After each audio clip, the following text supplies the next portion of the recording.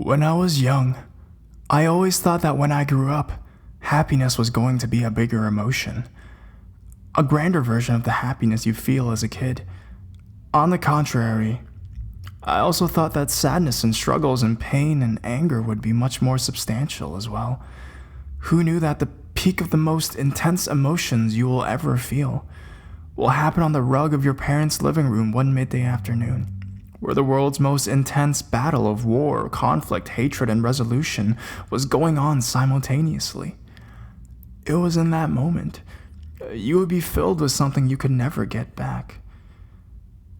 A feeling of imagination. By the time I reached adulthood, I realized that both the extremes of emotion are not that momentous. Both happiness and sadness happens mildly, like a calm, unmoving lake. There'll be rifts of emotion, but in general, adulthood is much more neutral, much more stationary than I had thought. And life is much less dramatic than you would think. Unless you're an actor like me. I am a struggling actor. Sure, I've had some hits in the past, but they were mild and those times have passed me by like the wonders of my youth.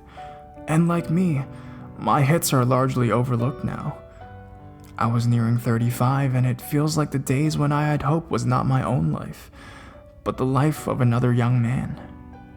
I can't recall the last time I was truly happy, truly filled with hope. Maybe I would have to go back to my childhood to find that. Maybe I would have to go back to find Hannah. Hannah was my best friend, but she wasn't a person. She was a doll. Yes, for a guy to be playing with a doll is quite strange, but she was brought to me by my favorite aunt, so I treasured it as a kid.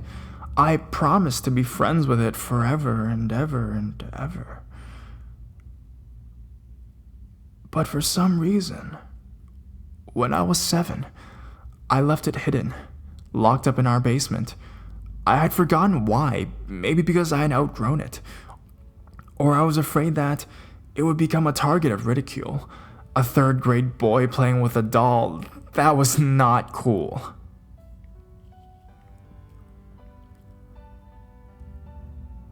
But this weekend, I decided I need to find Hannah again. Actually, to find myself again. I didn't exactly know why, but I felt like going back to reminiscence about my childhood home, out in the country, where I grew up from childhood into painful adolescence, had my first kiss, and the place I decided to leave to pursue a life as a movie star despite my parents' protests. I was going to be the next Tom Cruise. Again, imaginations I used to have, and I was going to find Hannah, my beloved childhood toy, of my most cherished childhood. I drove all the way back to my old house by the lake where I grew up the night I had this idea, and in no time, I was back in dreamland. As I approached my old cottage house beside the lake, it was already pitch black outside. My parents were away for vacation, so I would be the only one here. I walked into the old empty house. With the 3 weeks vacation my parents had taken, dust had been piling up significantly. I walked into the empty large house.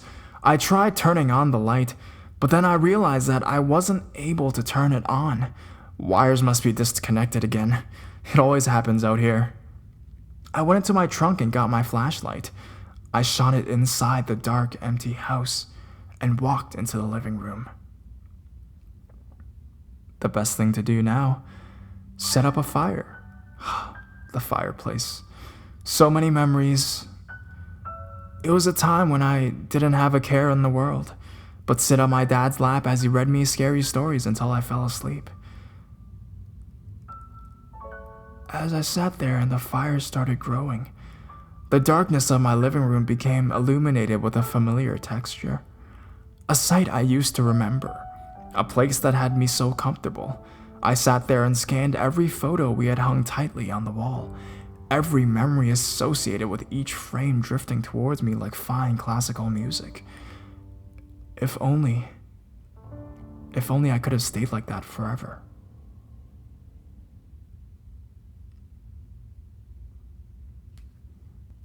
Then I heard a rustling sound. It was a very faint sound, and very quick, like an animal had scurried across the room. Rats? Damn it. They've always been a problem here, I guess. But it sounded like something bigger.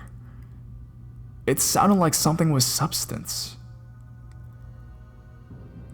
Then I heard it. Hello? I was startled. Did they leave the TV on? But there should be no power in this whole damn house. I grabbed my flashlight and walked towards the rustling sound growing louder. It sounded like the sounds of someone was going through old stuff in the attic, but it was coming from the basement. I opened the door and shone my flashlight into its dark underground corridor. And I walked into the dungeon I used to fear so much as a kid. And then I remembered. The door behind me closed shut. I then heard a familiar tune. It was the sound of my favorite cartoon as a kid.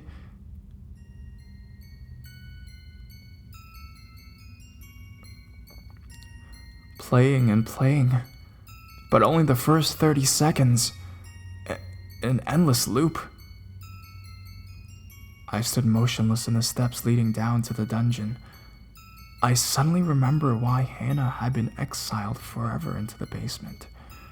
Why Hannah had been forgotten in my memory. My flashlight began to get dimmer. The rustling sounds I had heard earlier was now a full-on throwing of things. I could hear boxes and furniture being flung across the room, against the wall, rumbling and tumbling in a fit of anger. I began to walk downstairs. Hannah was always a special toy. She was maybe too special for her own good.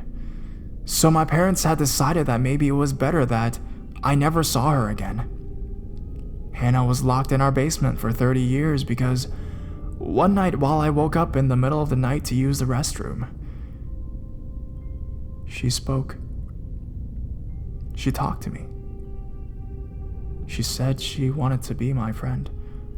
I was 7, so I didn't know what this really was. But she told me to never tell my mom and dad because they were evil, and for me to hate them. And I believed her. We would talk late in the wee hours every single night, until about a year had passed, and she started telling me about things, strange things about mass murders in the human anatomy. I was terrified, and I ran to my parents' room crying and screaming after that. She was terrifying me. When they found out about Hannah was heartbroken I had cheated her out. They wanted to burn her. She started saying terrible things about murdering my family and skinning us like animals.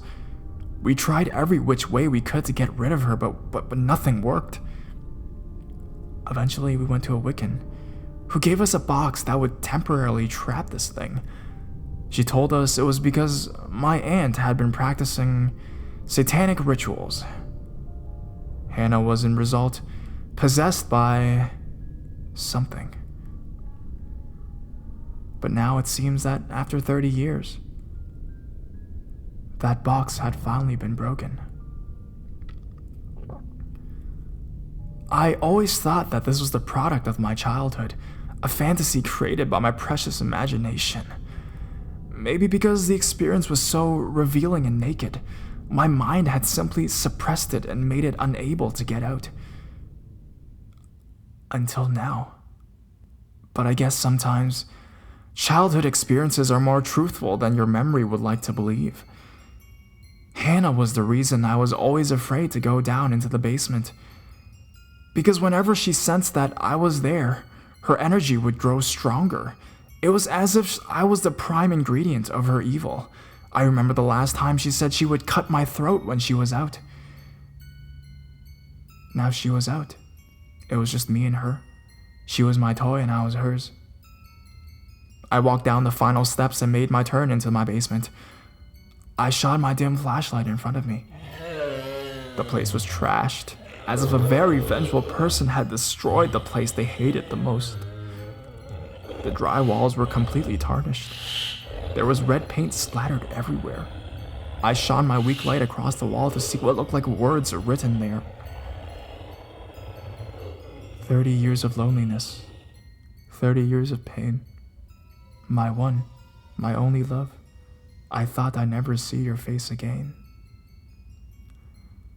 And under it wrote, I'm going to cut your fucking face off. And in the center of the mess was my doll, Hannah. She was lying there, motionless, playing dead as always. My best friend, my confidant, my nightmare. And then my light went out.